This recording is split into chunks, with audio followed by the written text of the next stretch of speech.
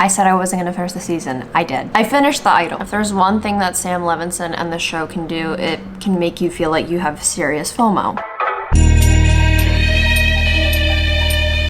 I also felt like it wouldn't really be appropriate of me to not make a part 2 to this video after people liked part 1 so much. Anyway, I finished The Idol. I think it was sabotaged by The Weeknd. Let's get into it. Thank you so much, Native, for sponsoring today's video. I've been a fan of Native for the last 6 years, which is wild to say. My roommate at the time actually recommended them to me, and it worked amazing for me. I also love Native because it provides up to 72 hours of odor protection, so you are not a smelly little girl. It's aluminum-free and paraben-free, and also vegan and cruelty-free, which is so important to me as a vegan. It also has clean, simple, and effective ingredients like coconut oil and shea butter. The scents that I received are aloe and green tea, cotton and lily, and sandalwood and shea butter, all within the sensitive line. Sandalwood and shea butter smells to me like my boyfriend in a good way. Cotton and lily smells like I have my life together and kind of like my mother, also in a good way. And aloe and green tea smells like a beautiful woman would wear this. Just a coincidence that it happens to be my favorite scent. Native deodorant does not feel sticky and feels dry while applying. And the sensitive range happens to be made with no baking soda and is also vegan. You can use my link and code Rafiee2 and get 20% off your first purchase at Native. The offer is available site-wide, but only for a limited time, so stock up and save. Thank you so much, Native.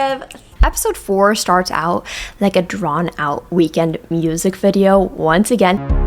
And my heart was beating fast. The song this time isn't that bad. Like, I probably would listen to this song. You know what, like, ABBA is to Mamma Mia? Like, Mamma Mia is ABBA. The Weeknd thinks that he is having his Mamma Mia moment. The Idol to The Weeknd is Mamma Mia, except Mamma Mia was good. I think ultimately that's what The Weeknd was striving for, to have his own Mamma Mia moment. And I wonder if he was like really inspired because of the Labyrinth with Euphoria, since essentially Labyrinth scored it or made music for it. His sound and his voice became so notable, and he gained so many fans just from Euphoria that you probably don't even have to watch Euphoria in order to know who Labyrinth is. And I think the best thing that Labyrinth did was that he had one scene in Euphoria, one little tiny scene, and then he dipped out and it felt appropriate, and that was it. And I think it positively impacted how we see Labyrinth. I mean, he literally performed at Coachella. I genuinely don't think that this impacted The Weeknd well. I don't know if he was trying to go for the same type of thing. I mean, obviously The Weeknd is much bigger of a performer and artist than Labyrinth. I think he was like, okay, this is something I want to do in my career, is to have a show that is heavily based around my music and my sound, but I just don't think that it hit the same, and I don't think that these types of things can be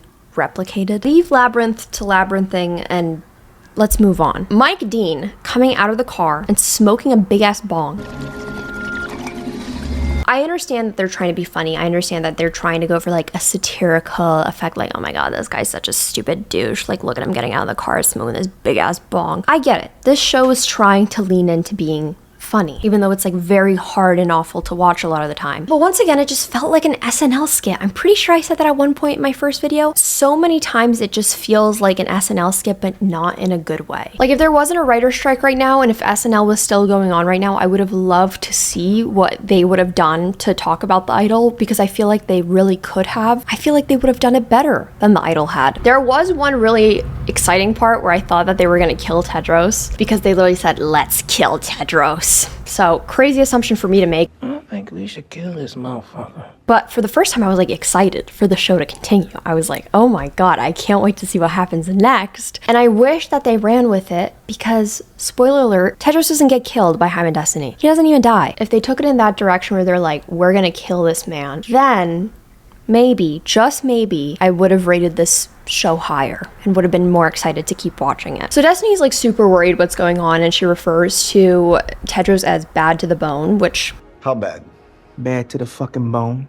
I don't know anyone has done that in this millennium. So she shows up to the house to see like, okay, what's the deal going on here? Like, what is even happening? Is Jocelyn doing okay? What is Tedros doing in this house? Only to find Chloe like randomly singing a song about crocodiles by a pool. And she's great. She's awesome. We also find out that she's 17. How old are you, Chloe? Or 18. Are we surprised that Tedros is like pimping out young 17-year-old girls with heroin addictions? No. Does this add context and make it any more sense as to why they had her be naked in previous scenes? Yes, because they're being creepy. Even though the actual actress is not a 17-year-old girl, they're like, you know what we really need to involve in this show that we haven't? A naked minor. Because we haven't done that in this show yet. We did it a lot in Euphoria, but we just need to add that in here. And then there's this like godforsaken scene where Tedros is like, I'm gonna touch you, Jocelyn, so that you sing the way that I want you to sing. And then he like blindfolds her and they're like doing their thing. And everyone's watching. Like her best friend is like concerned. And she's like, later on, she's like, I don't like watching her get assaulted. But once again, like no one says anything and no one does anything in the moment. I just find that to be like unrealistic. Like at first I was like, oh, they're going for the commentary that once again she's being used and no one is saying a word, no one is saying a thing, everyone is just letting it happen. However, something just tells me, knowing a thing or two about Sam Levinson and The Weeknd, that this scene was not put there to make sense. It was just there to appeal to the straight guys that are watching this show. I'm sorry, but I would be lying if I said that The Weeknd didn't write in some crazy ass shit just so that he had the opportunity to touch Lily Rose Depp. That's just my opinion, in my opinion. So then Xander, Troye Sivan's character, randomly gets tortured, like gets a shock collar put on him and then they like tase the shit out of him, which then Troye Sivan made a TikTok about how awkward and uncomfortable it was on set when he had to do that. Hey, how y'all doing? That doesn't make me feel any better about watching that scene. I don't understand completely why Troye Sivan's character Xander is like suddenly indicted into this cult type of thing and he's actually into it. He has his own bedroom in this house. Like it is shown in this episode that he has his own bedroom. So why does he have to sleep on the floor with the rest of this whole posse? It doesn't make sense to me. And like Leia doesn't have to do that. Leia also has her own bedroom and she's not suddenly indicted into this cult either or sleeping on the floor with them. It's just these random little things that you're like, I don't know why this was thrown in there because it doesn't make that much sense. And like maybe they thought that the audience was too stupid to not notice, but we noticed. So the whole time, Xander's getting like tased and abused and beaten the shit out of. Used me for all my fucking worth, and now you're lying to my fucking face about I'm not fucking lying, you stupid bitch! Tedros is like, why didn't you tell anyone that she was getting beaten? Why didn't you tell anyone that Jocelyn was getting the shit beat out of her by her mother? You are a bad friend. And Xander's like, she told me not to tell anyone. Like, I was trying to be a good friend. And she's like, you're a liar. I never told you to say that. Which, now knowing what we know, I'm gonna do a big fat spoiler alert. Jocelyn was never beaten by her mother. Now knowing how the season ends, why is Xander saying all this? It just doesn't make sense. So many holes in the plot. Why would Xander say, I didn't tell anyone because Jocelyn begged me not to tell, and that he apparently knew about this abuse, but there was no abuse to begin with. And it doesn't seem like that was an intentional point either. It just seems like something that was thrown in and essentially doesn't make much sense. It feels like the show has so many plot holes, but not in the sense like, oh, this is gonna get resolved in the next season, but in a way that the audience then has to read theories online and come up with their own conclusions and their own ideas. And Sam Levinson just benefits off of that because he's writing this shit by himself without a writer's room. The audience gets to fill in the gaps and he's like, yeah, they were right about that. Like, let's just roll with that. So Jocelyn makes this video for Instagram Live where she's like, my mom beat me. And then they're like, let's have a party to celebrate. Party time! Let's go! Now this party, she finds out that her backup dancer, Diane, actually has a thing with Tedros. And this was this whole like elaborate little scheme that he manifested Jocelyn into his life. And so Jocelyn's pissed because she was like, I was not the only woman. I was being used. So she's in her revenge era, and she's like, I'm gonna invite my ex-boyfriend over, Rob. Which first of all has so much more chemistry than her and Tedros ever had. Have you met the Kung Fu Master here? no. Like genuinely, I'm like, I could see them being in a relationship that actually makes a lot of sense that they were together. And I wish that this was explored more in the show rather than seeing The Weeknd so much. But of course, The Weeknd wanted the show to be about him, so we didn't get that. So basically, episode 4 ends with Rob trying to leave and Xander being like, hey, take a picture with my friend. She's a huge fan. And then this supposed friend, comes up and like sits on Rob's lap. And Rob is like, whoa, I'm uncomfortable. I don't like that. And Xander's taking a bunch of photos. More than this is perfect. Sorry, this is way more than I expected. And Rob is like, please delete it. I don't want those photos out there. I don't like this. Turns out that Tedros was behind this all, and Xander did this for Tedros as like a favor. After one time of getting electrocuted and tortured, he's already experiencing Stockholm Syndrome, 100%. One shock is all it takes, falling in love with me. Episode 5 starts with Tedros being like really, really sweaty and drunk. And just very gross looking. I will say The Weeknd played that part very well. And Jocelyn just keeps telling him like, get out of my house. You, on the other hand, can go. And I'm like, where is her security? He couldn't have fired all of them. Why is no one escorting him out of the house after she repeatedly keeps saying, get out of my house? He sticks around so long that her agents are able to come over for a meeting about her tour, and he's still somehow allowed to be there. So the whole time, while the agents are watching this opening act of the people performing for them, which includes Isaac and Ramsey, who, by the way, in my personal opinion, are probably one of the best parts of this show and are amazing, and I would listen to them in my free time very much so willingly. Which just goes to show how shady the writing is, but the agents are sitting there the whole time and they're like, what the hell? Where did these kids come from?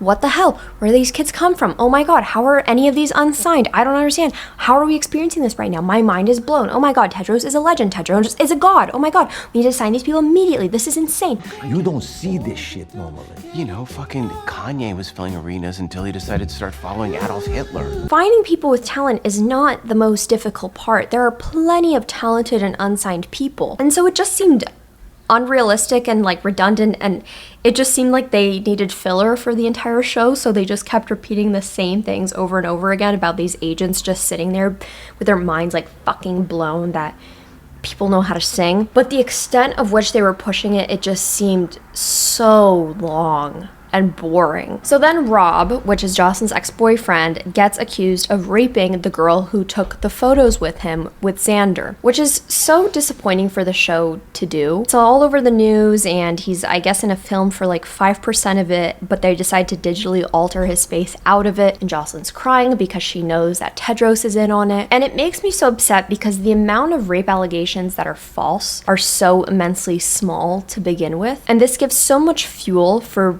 horrible people who are rape apologists. I feel like they're attempting to make some sort of commentary about how people who are wealthy or in power, I feel like they're attempting to make some sort of commentary about how some people will try and take advantage and lie and try to have some power by lying about such sensitive things like rape. But I think it's so unnecessary considering like we're in a time in the real world where it's so hard to even come forth with your story and for people to actually even believe you. And I think comments and writing like this sets us back. The last thing that we need included in a dramatized show is that there are fake rape allegations. And I feel like it was unnecessary, and I feel like there could have been another way to portray that Rob got blackmail on him because of his involvement with Jocelyn and Tedros being jealous. I feel like they could have done something a lot more interesting, like digging into something from his past. I feel like they could have done something a lot more interesting.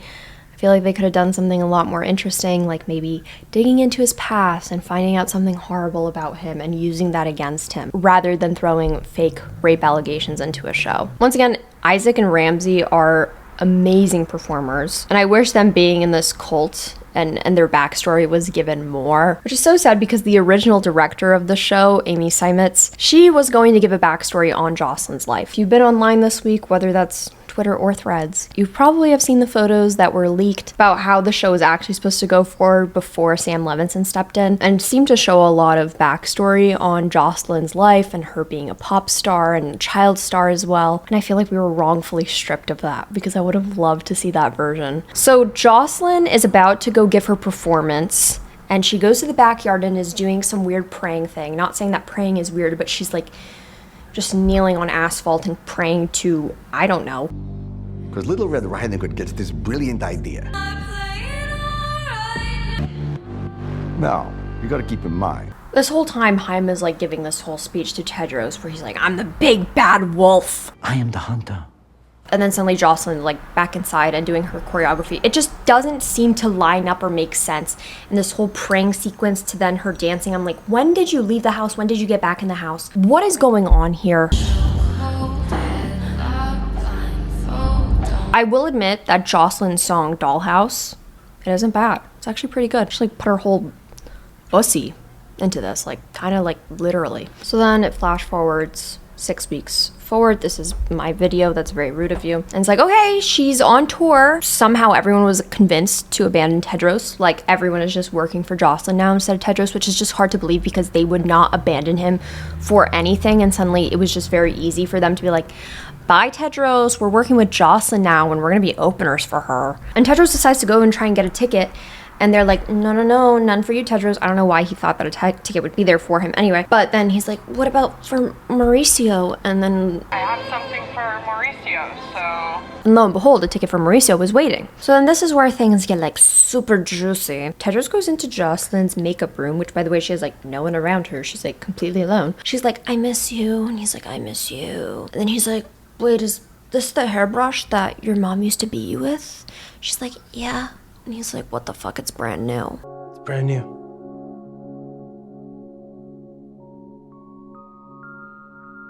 So when I first heard this, I was like, oh my God, growth. Oh my God, good for Jocelyn. She bought a new hairbrush and threw out the old one that her mom used to beat her with.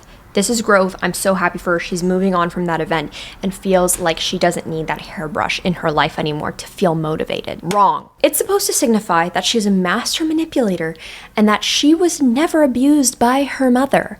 That she just manipulated everyone to thinking that she was abused and used Tedros to make her music better. And just now, after beating the shit out of her, he notices it's a brand new hairbrush, which it doesn't make much sense whatsoever. Like I said, a lot of plot holes. So then she invites him on stage, which they use an actual Weeknd concert for, where she goes on stage and she's like, Tedros, come out here, I want you to meet my family. And he comes out and she's like, all right, now go stand over there. And I guess she's trying to show him like, you're my bitch now. Like, I own you now.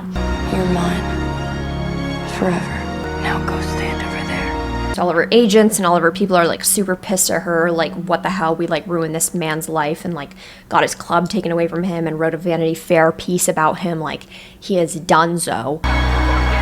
Why are you back with him? I don't know if the show will have a season 2, but I guess I can probably see Sam Levinson taking it into the direction that like now Jocelyn runs this cult and like owns Tedros now because she tore down his career and is the only one with the ability to help him rebuild his career, I guess. Regardless, I feel like it's lazy writing. The whole hairbrush theory doesn't make sense, and I would not have understood it if it were not for people on Twitter and on Threads. If it were not for people on there to be like, oh no, she is just a manipulator, like she never got beaten by her mom, because I would have never come to that conclusion myself. And I don't think that's because I'm stupid or I can't pick up on things.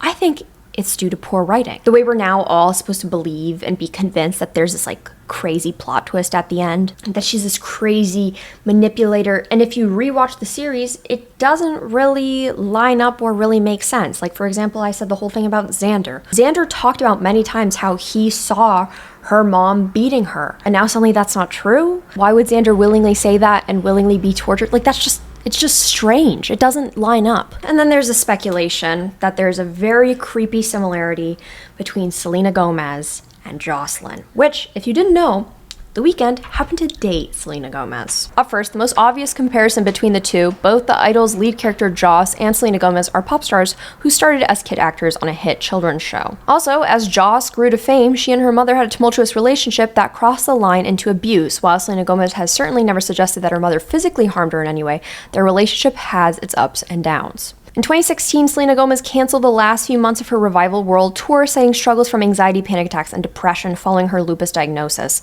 Likewise, viewers learned in the first episode of The Idol that Joss recently canceled her own world tour after her mother's passing, and she plans to make a comeback throughout the series. Selena's own comeback following her cancellation includes a music video of her song Bad Liar, which controversially includes shots of the star rolling around in a bed with a hospital bracelet on. In The Idol, Joss poses for a return to limelight cover story in lingerie and a hospital bracelet. Selena's song Bad Liar also received a few side eyes for featuring moaning sounds. In The Idol, The Weeknd's character Tedros coerces Joss into delivering real moans on a song that was recorded while the two were intimate. One of the most heartbreaking scenes in the show includes a moment where Tedros manipulates Joss into starting a live video where she tells fans she wants to be real with them about what's going on in her life. Also, that's something that Selena Gomez had done on Instagram Live as well. Both have a best friend who doubles as their personal assistant. Joss has Leia, and Selena has her bestie, Teresa, who kind of look alike. Tedros also makes no secret about disliking Joss's assistant and suggested that Leia is taking advantage of the star after learning they're collaborating on a joint business venture together. And also Rob and Justin Bieber. Joss going back to Rob, Selena going back to Justin Bieber. There's like plenty of other theories that seem like they are very similar. And obviously there's no way to prove that, but The Weeknd has come forth and said that, yeah, like this show is inspired by my own experiences with people that I've been with and people that I know. And I just don't know how I feel about that, making a show kind of inspired by your ex-lovers' mental health struggles and things that they went through, and then turning the show to spin around and be like, she's a manipulator. I don't know. If their goal was to make a show showing that they hate women, I think that they succeeded. You know when you like slacked on a class project and you did not do it at all, and it's the night before and you're like, fuck, I gotta stay up and do it. But you're like truly not even sure what you have to write about. Like you're actually confused about the rubric itself and what your thesis is. Anyway, but you're like, I have to get it done because it's worth 70% of my entire grade. I have to do this so I pass this class. So you stay up until like 5 a.m. working on it. You're like delirious, okay? Nothing makes sense. And you like reread it in your 5 a.m. state and you're like, yeah, this is good.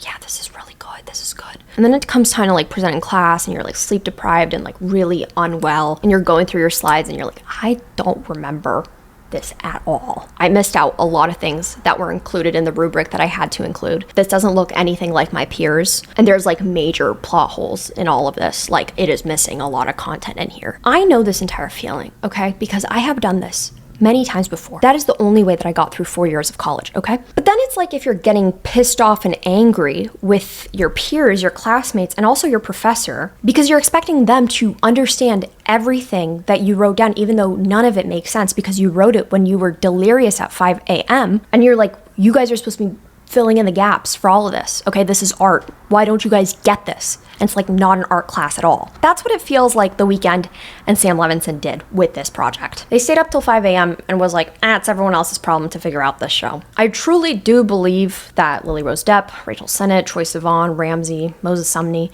and Divine Joy Randolph did the best with what they were given, and made the show mildly entertaining and watchable for 5 episodes. They made it slightly watchable, and I will definitely listen to Ramsey's and Moses Sumney's music after this. However, as for The Weeknd and Sam Levinson, I want everyone to keep a pen and paper away from them for as long as humanly possible. Like, go stand in a corner, do your time out, do something other than write a show ever again. At this point, I would rather Colleen Hoover pick up and write season 3 of Euphoria.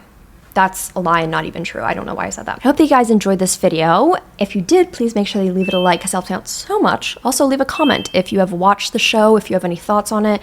Are there any things that I missed out on that maybe you want to talk about? I would love to hear them down below. Make sure that you subscribe if you want to be nasty. If not, you're disgusting. Also, make sure you have your bell notifications on so you know every single time I post, or else you're gross. You want to follow me on my other social media, Instagram, Twitter, Depop, Spotify, Threads. It's just at Nicole Rafiee. And if you want to follow me on my TikTok, is at Nikki Nasty. I'm gonna go now and finally wash my eyeballs out with soap. I've been waiting to do this for a few weeks now. Thank you. Goodbye.